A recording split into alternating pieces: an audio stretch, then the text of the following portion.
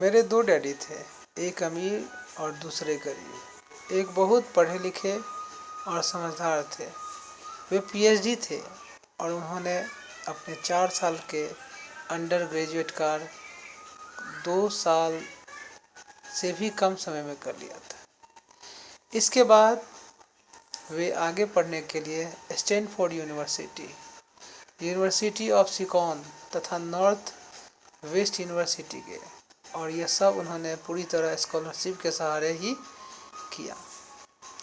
मेरे दूसरे डैडी 8 में से आगे नहीं पढ़े थे। दोनों ही अपने करियर में सफल थे। दोनों ने जिंदगी भर कड़ी मेहनत की थी। दोनों ने ही काफ़ी पैसा कमाया था, परंतु उनमें से एक पूरी जिंदगी पैसे के लिए परेशान होता रहा और दूसरा हवाई के सहारे अमीर व्यक्तियों में से एक बन गया। एक के मरने पर पूरे परिवार, चर्च और ज़रूरतमंदों को करोड़ डॉलर की दौलत मिली। दूसरे अपने पीछे कर छोड़ कर मर गए।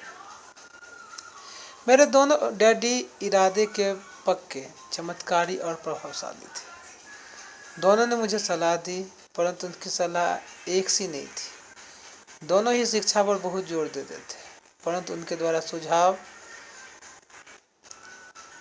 के अनुसार पढ़ाई के विषय अलग अलग थे। अगर मेरे पास केवल एक ही डैडी होते तो मैं या तो उनकी सलाह मान लेता या फिर उसे ठुकरा देता।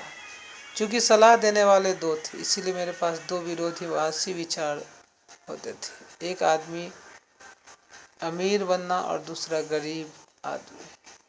किसी भी एक विचार को सीधे सीधे मान लेना या ना मानने के बजाय मैं उस सलाहों पर काफ़ी सोचा करता था, उनकी तुलना करता था और फिर खुद के लिए फैसला किया करता था। समस्या यह थी कि अमीर डैडी अभी अमीर नहीं थे और गरीब डैडी अभी गरीब नहीं थे। दोनों ही अपने करियर शुरू कर रहे थे और दोनों ही दौलत तथा परिवार के मेहनत कर रहे थे, परंतु पैसे के बारे में दोनों के विचार की नज़रिया एकदम अलग था। उदाहरण के तौर पे एक डैडी कहते थे पैसे का मोह ही सभी बुराइयों की जड़ है, जबकि दूसरे डैडी कहा करते थे पैसे की कमी ही सभी बुराइयों की जड़ है। जब मैं छोटा था मुझे दोनों डैडी की अलग अलग सलाहों से दिक्कत होती थी। एक अच्छा बच्चा होने के नाते मैं दोनों की बातें सुनना चाहता था। परेशानी यह थी कि दोनों एक सी बातें नहीं कहते थे। उनके विचारों में ज़मीन आसमान का फर्क था। खासकर पैसे के मामले में मैं काफ़ी लंबे समय तक यह सोचा करता था कि उनमें से किससे क्या कहा, क्यों कहा और उसका परिणाम क्या। मेरा बहुत सा समय यह सोच विचार में ही गुजर जाता था। मैं खुद से बराबर इस तरह के सवाल पूछा करता था, उन्होंने ऐसा क्यों कहा, और फिर दूसरे डैडी की कही बातों के बारे में भी इसी तरह से सवाल पूछता था। खास मैं यह बोल सकता था, हाँ वे बिल्कुल सही है, मैं उनकी बातों से पूरी सहमत हूँ, यह कहकर मैं सीधे उसकी बात ठुकरा सकता था।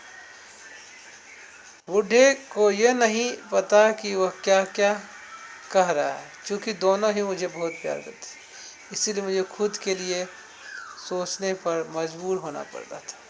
इस तरह सोचना मेरी आदत बन गई थी, वो जो आगे चलकर मेरे लिए बहुत फ़ायदेमंद साबित हो। अगर मैं एक तरह से सोच पाता तो मेरे लिए इतना फ़ायदेमंद नहीं होता। धन दौलत का विषय स्कूल में नहीं बल्कि घर पर पढ़ाया जाता है। शायद इसीलिए अमीर लोग ज़्यादा अमीर होते हैं जबकि गरीब और ज़्यादा गरीब हो जाते हैं। मध्य वर्ग कर्ज में डूबता रहता है।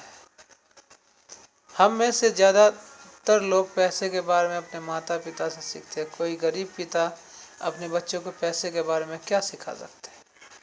वह सिर्फ इतना ही कह सकता है कि स्कूल जाओ, मेहनत करो और मेहनत से पढ़ो। हो सकता है यह बच्चा अच्छे नंबर से कॉलेज की पढ़ाई पूरी कर ले, फिर भी पैसे के मामले में उसे मानसिकता और उसका सोचने का ढंग एक गरीब आदमी जैसा ही बना रहेगा। यह सब उसने सीखा था जब वह छोटा बच्चा था। धन का विषय स्कूल में नहीं पढ़ाया जाता। स्कूल में शैक्षणिक और व्यावसायिक निपुणताओं पर जोर दिया जाता है, ना ही धन संबंधी निपुणता पर। इससे यह साफ हो जाता है कि जिन स्मार्ट बैंकर्स, डॉक्टर्स और अकाउंटेंट के स्कूल में अच्छे नंबर होते हैं, वे जिंदगी भर पैसा के लिए संघर्ष क्यों करते हैं? हमारे देश में जो भारी कर्ज लदा हुआ है वह काफ़ी हद तक उन उच्च शिक्षित रोजगारों, राजनेताओं और सरकारी अधिकारियों का कार्य है जो आर्थिक नीतियां बनाते हैं और मजे में बात यह कहते हैं धन के बारे में बहुत कम जानते हैं।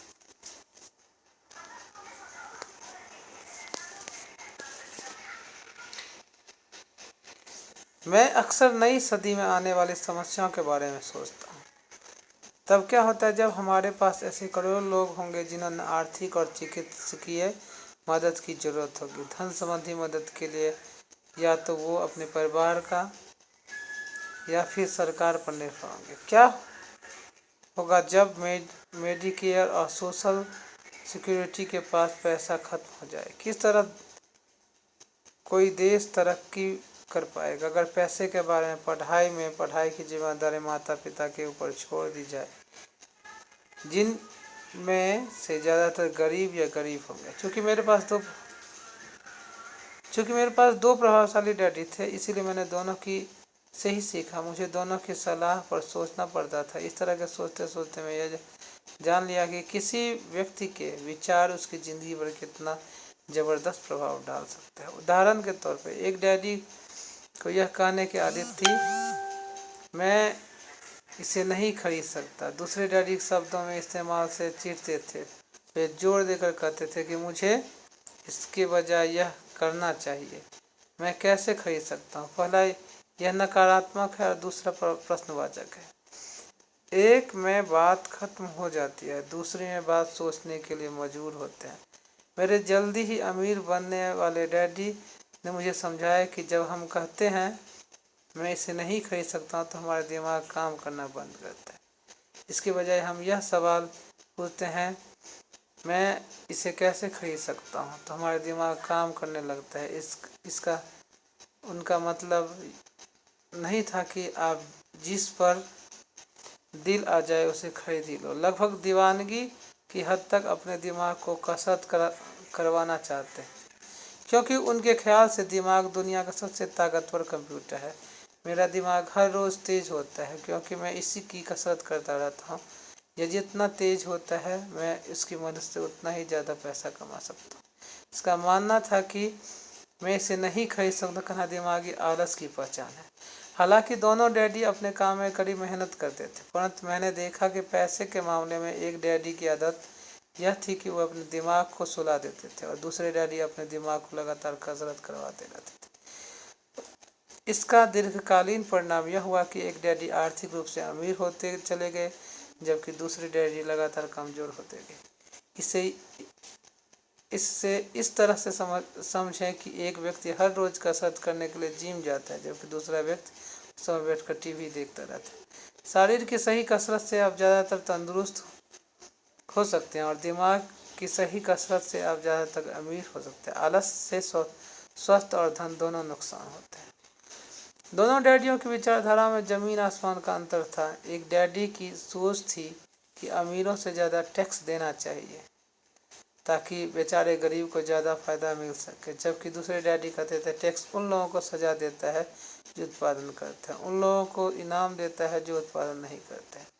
एक डैडी सिखलाते थे मेहनत से पढ़ो ताकि तुम्हें किसी अच्छी कंपनी में नौकरी मिल जाए, जबकि दूसरी डैडी सीख यह थी मेहनत से पढ़ो ताकि तुम्हें किसी अच्छी कंपनी को खरीदने का मौका मिल जाए। एक डैडी कहते थे मैं इसलिए अमीर नहीं हूँ क्योंकि मुझे बाल बच्चों का पालना पड़ता है। दूसरे डैडी कहते मुझे इसलिए अमीर बनना है क्योंकि मुझे बाल बच्चों का पालना है। एक डैडी डिनर की टेबल पर पैसे और बिजनेस के बारे में बात करने के लिए हमेशा प्रोत्साहित करते थे। दूसरे डैडी भोजन करते थे पैसे की बात करने के लिए मना करते। एक का कहना था जहाँ पैसे का सवाल हो सुरक्षित कदम उठाओ, खतरा मत उठाओ। दूसरे का कहना था खतरा का सामना करना सीखो। एक का मानना था हमारा घर ही हमारा सबसे बड़ा निवेश और हमारी सबसे बड़ी संपत्ति है। दूसरे का मानना था मेरा घर मेरा दायित्व है। अगर आपका घर आपकी नज़र में आपको सबसे बड़ा निवेश है तो आप गलत हैं। दोनों डैडी अपने बिल समय पर चुकाते, परंतु उनमें से एक सबसे पहले अपने बिल चुकाता था जबकि दूसरा सबसे आखिरी में। एक डैडी का मानना था कि कंपनी या सरकार को अपना ध्यान रखना चाहिए और अपनी जरूरत को पूरा करना चाहिए। वे निवेश हमेशा तनख्वाह में बढ़ोतरी, रिटायरमेंट योजनाओं, मेडिकल लाभ, बीमारी की छुट्टी, छुट्टियों के दिन और बाकी सुविधाओं के बारे में चिंतित रहते थे। वे अपने चाचाओं से बहुत प्रभावित थे जो सेना में चले गए थे और 20 साल के सक्रिय जीवन के बाद उन्होंने रिटायरमेंट और जीवन भर आराम का इंतजार कर लिया था। वे मेडिकल लाभ के विचार में पसंद करते थे। सेना द्वारा अपने रिटायर्ड कर्मचारियों को दी जा रही सुविधा की भी तारीफ करते थे। उन्हें विश्वविद्यालय का टेन्योर सिस्टम भी काफ़ी पसंद था। कई बार नौकरी से आजीवन मिल रही सुरक्षा और नौकरी के साथ लाभ नौकरी से ज़्यादा महत्वपूर्ण हो जाता है। वे अक्सर ये कहते थे, मैंने सरकार के लिए बहुत मेहनत से काम किया है और इसीलिए मुझे लाभ मिलने चाहिए। दूसरे डैडी पूरी तरह से आर्थिक स्वावलंबन में विश्वास करते थे। वे सुविधा भोगी मानसिकता के विरोधी थे। ये मानते थे कि इस तरह की मानसिकता लोगों को कमजोर, आर्थिक रूप से जरूरतमंद बनाती है। इनका हट विश्वास था कि आदमी को आर्थिक रूप से सक्षम होना चाहिए। एक डैडी कुछ डॉलर बचाने के लिए परेशान रहे तो दूसरे डैडी एक के बाद एक निवेश करते रहे। एक डैडी ने मुझे बताया अच्छी नौकरी तलाश के लिए अच्छा सा बायोडाटा कैसे लिखा जाए। दूसरे डैडी ने सिखाया कि कैसे मजबूत व्यवसाय या वित्तीय योजना लिखी जाए जिसे नौकरी दे सको। 2 प्रभावशाली डैडियों के साथ रहने के कारण मुझे यह विश्लेषण करने का मौका मिला कि उनके विचारों का उनके जीवन में कितना प्रभाव हो रहा है।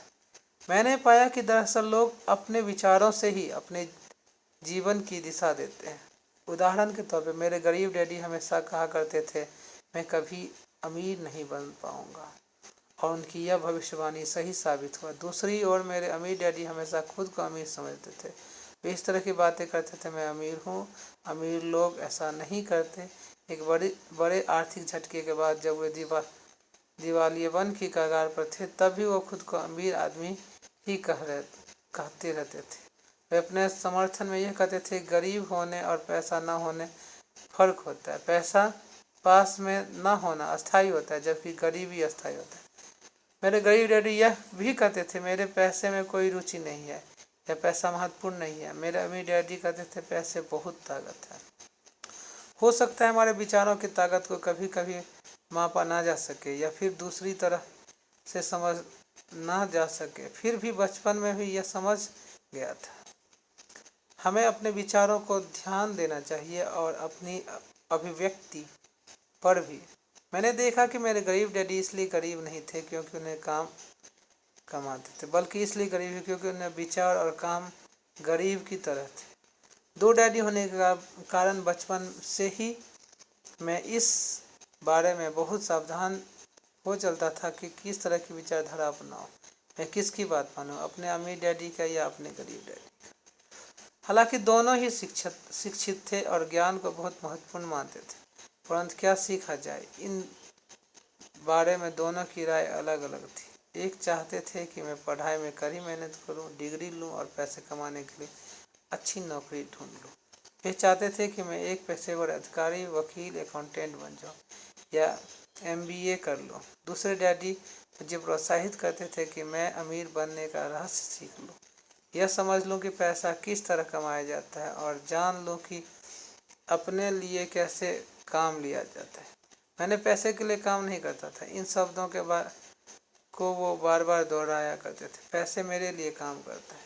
9 वर्ष की उम्र में मैंने यह फैसला किया कि पैसे के बारे में मैं अपने अमीर डैडी की बात सुनूंगा और उनसे सीखूंगा। यह फैसला करने का मतलब था अपने गरीब डैडी की बातों पर ध्यान नहीं देना।